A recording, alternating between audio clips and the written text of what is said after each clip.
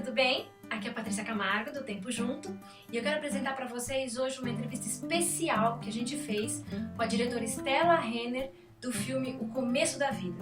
O filme é incrível, está em cartaz, em circuito nacional, vale a pena vocês assistirem. E a entrevista com ela, bom, vocês vão ver e vão me dizer depois o que vocês acharam, tá bom? Tchau, tchau!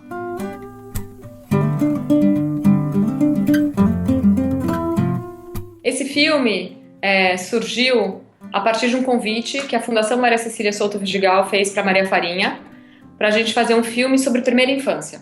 Era um convite baseado no sucesso do Muito Além do Peso, né? Eles trabalham na causa da primeira infância há muitos anos, é uma ONG que tem 50 anos, não o tempo todo eles trabalharam com a primeira infância, mas agora já faz muitos anos que eles trabalham com a primeira infância, e eles achavam muito importante fazer um filme que iluminasse mais a importância dos primeiros anos de vida de uma criança. Eu amo crianças, então, poxa, primeiros anos da vida de uma pessoa, deixa eu entender que filme seria esse, né? E daí, eu comecei a pesquisar. Eles toparam, né, investir numa pesquisa, e não era uma pesquisa de desenvolvimento ainda, era uma pesquisa para ver o que a nossa opinião, Maria Farinha, o que a gente achava que eles precisavam para iluminar a causa. Porque podia ser uma série, podia ser uma animação, podia ser uma série de animações e podia ser um longa, né? E daí, depois de um tempo, a gente mergulhou nisso e a gente descobriu que tinha um mundo de possibilidades realmente, né? É muito denso, é muito complexo, é muito importante. E daí eu falei, não, vamos fazer um longa. Mas a partir desse longa, essa é uma experiência que eu tive com Muito Além do Peso, vamos fazer uma série também. E daí eu entrei numa outra fase de pesquisa, que era qual que é o recorte desse filme, né? Que eu vou colocar nele? Qual que vai ser a estrutura dele, né? Eu podia fazer um filme só sobre mãe, só sobre a fase do puerpério, podia fazer um filme só sobre o desenvolvimento infantil, né? Então, baseado nas pesquisas que eu e um grupo de pessoas fizemos, o recorte foi o seguinte: eu ouvia muito, não só da neurociência, mas eu ouvia da pedagogia, eu ouvia da psiquiatria, da psicanálise. Todos os especialistas que eu ia conversando, dos textos que eu ia lendo, falavam muito que a criança se forma, o bebê se forma não só a partir da sua carga genética, mas a partir das suas interações com o ambiente. E eu achava isso tão árido, eu falei, tá, isso é tão importante, por que interações com o ambiente não me toca, não toca o meu coração, né? Que interações, que ambiente, que é isso, né? Do que a gente tá falando? E eu passei a perguntar isso para os especialistas que eu telefonava, que eu me encontrava para fazer pesquisa, eu falei, que interações com o ambiente a gente tá falando? E daí caiu a ficha, eu falei, vocês estão falando de amor? Porque ninguém quer falar de amor, né? Os cientistas falam de amor como investimento, eles não usam a palavra amor, eles falam it's an investment. Você está falando de pai e mãe? Quais são os elementos desse meio? Que interações são essas? Eu quero falar dos elementos desse meio. E daí foi surgindo. A gente está falando de pai, de mãe, de abraço, de natureza, de chão, de silêncio, do vento batendo no rosto, da interação, do peso da criança com o chão, das descobertas. É disso que eles estavam falando, mas cada um foi traduzindo do seu jeito e da sua maneira, né? Eu falei, calma, se isso é tão importante, se isso é tão revolucionário, vamos fazer um filme só sobre isso, né? Porque, né, tem um conceito de biomimética que analisa o ótimo que a natureza chegou, né? A natureza tá aí há bilhões de anos e o que a gente vê hoje é o ótimo dela, né? Ela foi passando por seleção natural, e o que a gente tem aqui, as árvores, os animais, as pessoas que, né, os seres vivos, eles atingiram o seu ótimo. Como? Se relacionando, né? Não tem uma árvore que não tem uma bromélia em cima. Eles estão sempre juntos. E eu acho que a gente, enquanto espécie, a gente precisa atingir nosso ótimo logo, se relacionando. Se a gente muda o começo da história, a gente muda a história inteira. Então a gente resolveu focar o filme nisso, nas primeiras relações das crianças com o mundo. Uma das escolhas do filme, do tom do filme, foi ser um filme inspiracional, né? Acho que pra gente chegar num mundo que a gente quer, a gente precisa enxergar ele, né? E todos os filmes que eu tenho visto sobre futuro, mesmo animações, é um futuro cinza, robótico, monocromático. Então a gente tentou fazer um filme bem inspiracional para ajudar a colocar na imagética das pessoas também, né, que realmente a força está na gente, né, o poder que a gente tem enquanto pai, enquanto mãe, enquanto sociedade, está na gente essa nova humanidade.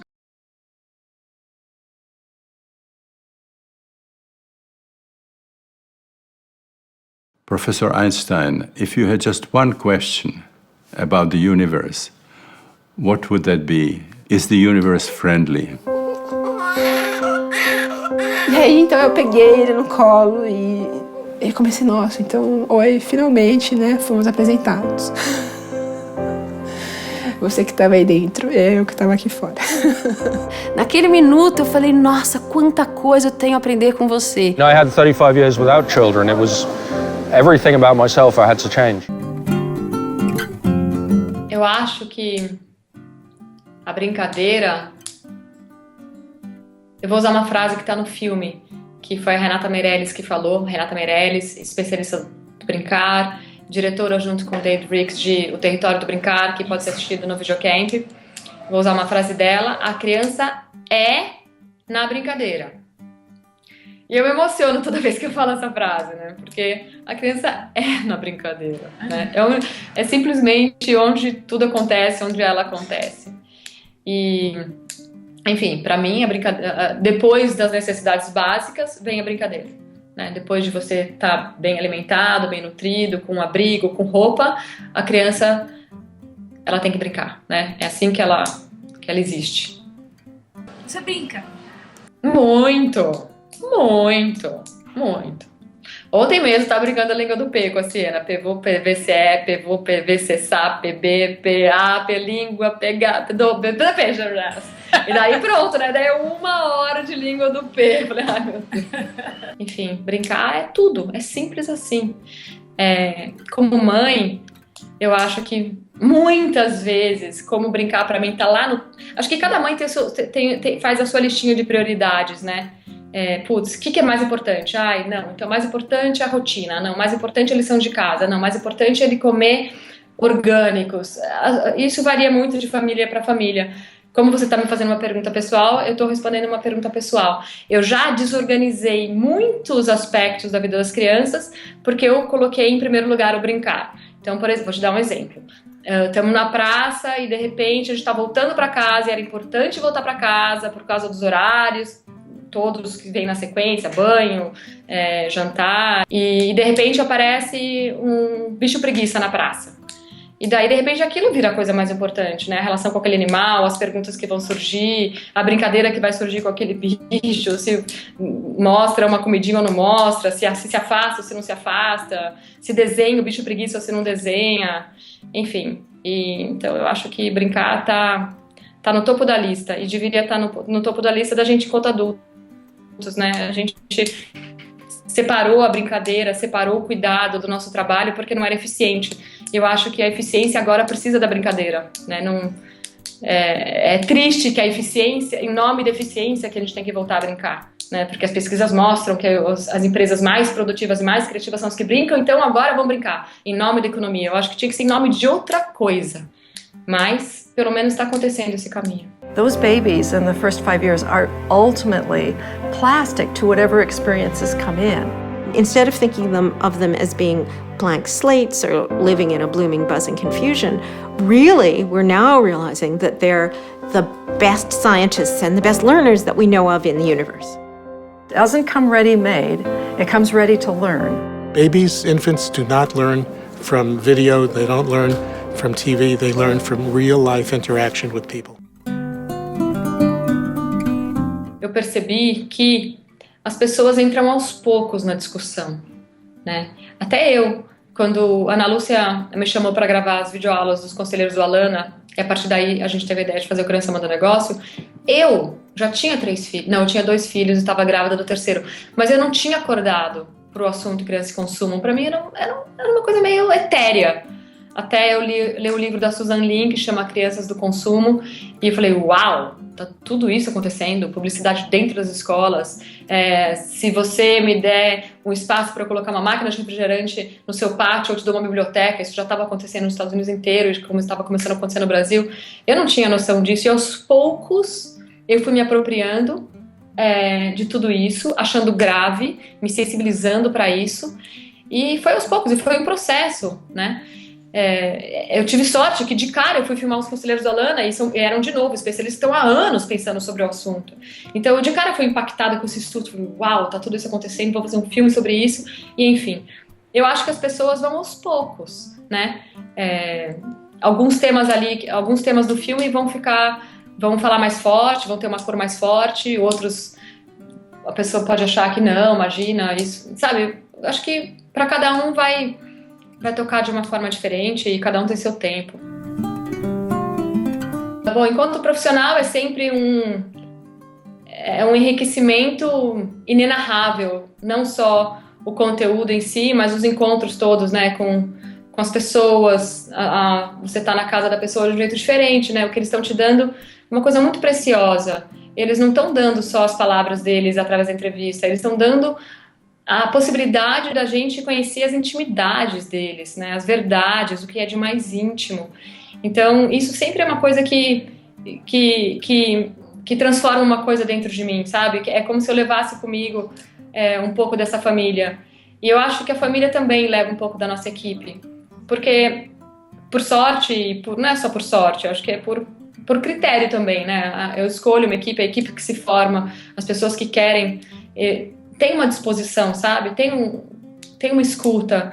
Então, eu acho que as famílias percebem isso, percebem que a nossa equipe, quando entra, é uma equipe que está ali para se relacionar com eles também, é uma equipe que está ali para escutar.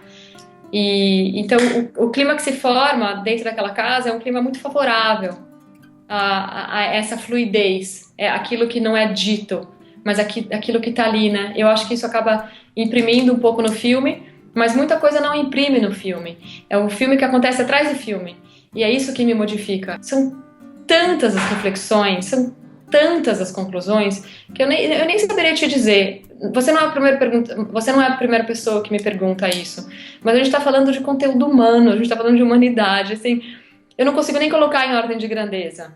Eu posso citar alguns exemplos, né? Então, por exemplo, tem uma cena do filme que a gente entra numa ocupação, encontra uma mãe que tem uma vida muito dura, né, só para ela dar banho no seu filho, só para ela poder usar o banheiro, ela tem que descer 7 andares, porque não tem água no apartamento dela, porque não tem elevador no prédio, né? Daí, ouvindo ela, a gente ouve o depoimento de uma mãe que muito precocemente se envolveu com drogas, roubou, foi presa, e o que está ali mais latente não é nada disso. É o amor extraordinário, a relação extraordinária que ela construiu com o filho dela. É isso que fica. Quando a gente termina de assistir a cena dela, a história dela, o que fica é o amor que ela tem pelo filho dela e que o filho dela tem por ela. E tem uma fala bonita dela que ela fala: eu estava trabalhando na creche de auxiliar de limpeza, mas aí eu não tinha com quem deixar meu filho, porque a menina que ficava com meu filho não podia mais, eu não vou deixar meu filho com qualquer um, né? E eu fico pensando, né, quando a gente pensa, não vou deixar meu filho com qualquer um, a gente pensa pessoas exatamente como ela, né? Puxa, a gente não quer uma pessoa que se envolveu com drogas, que já foi presa. E ela tem a mesma preocupação que eu, que você, que todas nós, né? Eu acho que esse sentimento que nos une, né? Todo mundo quer as mesmas coisas para os seus filhos. O que nos separa é a condição que a gente tem para dar, né? Uns conseguem ter condições, outros não conseguem ter condições. E por algum motivo a gente acha que aquilo não nos pertence. E eu acho que essa ideia de que nos pertence talvez tenha ficado muito forte em mim, de que somos todos somos todos uma vila, somos todos responsáveis, eu sou porque tu és. Talvez esse tenha sido o aprendizado mais nobre, mas foram muitos aprendizados. What I like to tell them it's not those toys. Don't worry about having those little technologies and being able to afford those things. It's you. You're the most important thing in that child's life. It's that connection that you build between you and your child that means all the difference in the world.